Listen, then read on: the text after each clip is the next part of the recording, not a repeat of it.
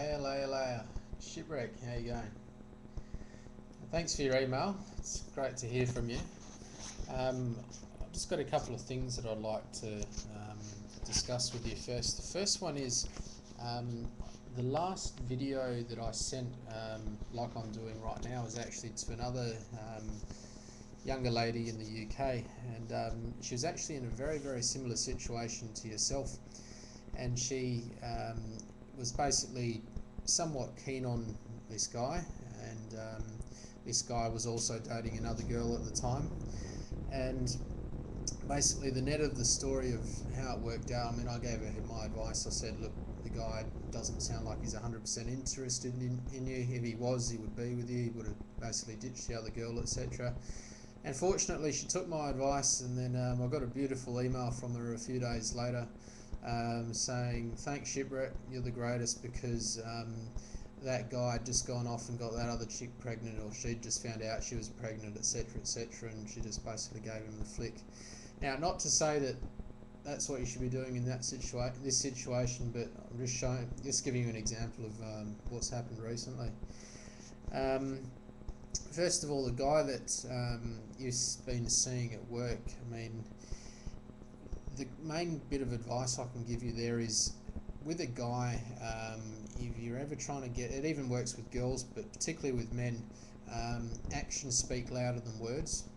Telling a guy something, or even him telling you something, in particular in this situation, him not telling you that he wants to be with you, whether or not he does actually say that, I mean, if he was to turn around to you tomorrow and all of a sudden say, yeah, I want to be with you, you may not believe it. I mean, I probably wouldn't believe it, to be honest. What would make a guy change his mind that quickly? Relationships aren't about changing people's minds. Relationships just happen. So yeah, my advice there is, with him, actions speak louder than words from his end. The fact that he's not with you 100% indicates that potentially he's not, let's say his heart isn't in it 100%, and he's obviously got this other girl on the side, so I mean, it's anyone's guess what could happen there. He could go and get her pregnant, and they could run off together, who knows. Another little bit of advice is, hey, look, you've just come out of a relationship. I mean, I'm sure all your friends are saying this, but you've just come out of a relationship after 12 years. I mean, look, that's a hell of a long time to be with one bloke. My advice there is, go and give yourself a break as much as you can. Don't be certainly looking for anything. I mean, I think from what I understand in your age bracket, I think you're somewhere between about 27 and young 30s or thereabouts. There's plenty of time, despite what Dr. Josh says on his article on the website at the moment. There's not a man shortage, as far as I'm aware, in the UK.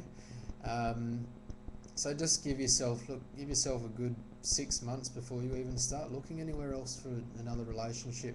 Go and have fun in the meantime. Trust me. And even though I'm still relatively young, I have been in long-term relationships, not quite as long as 12 years, but there's a huge amount of fun to be had, and just enjoying to a degree, living in your own world without having that other someone there. And you don't always have to have someone there. I mean, I didn't at one stage for about 2 years, and it was character building, to say the worst. Not to say it was any better or any worse than actually having a partner, and the partner I've got is fantastic. Hey, I wouldn't change it for the world, but at the same time, having that time to myself, it really, I don't know, made me understand myself a lot better, and really what I was after at the end of the day. And then when I did actually then enter into the relationship, I'm a lot more, I guess, happy and satisfied that, yeah, I've had some time, I don't know, to think about myself, think about what I enjoy and that sort of thing before I go rush off into another relationship. One little thing I picked up on your email, you said he texts you every day, yet you cannot seem to get his full attention. I mean, you've said it yourself there. Not that you're clingy, not that you're independent. Sorry, not that you're not scaring them off or anything like that. But really, he's obviously not giving his full attention. And the reason behind that, as I said, actions speak louder than words, is that he's not 100% interested.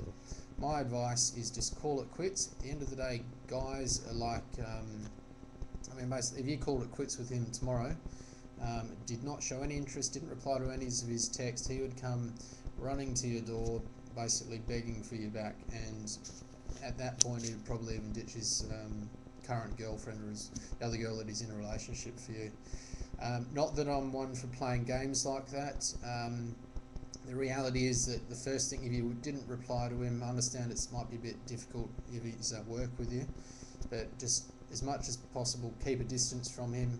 It will really make him come running towards you, and then at that point you will know, when you see how desperate he is when he comes running to you, how genuine he is, and also you'll be able to see if that's the sort of person that you want to be with at the end of the day. If it is someone that really comes running back to you, if you really want to be with that sort of person, who knows.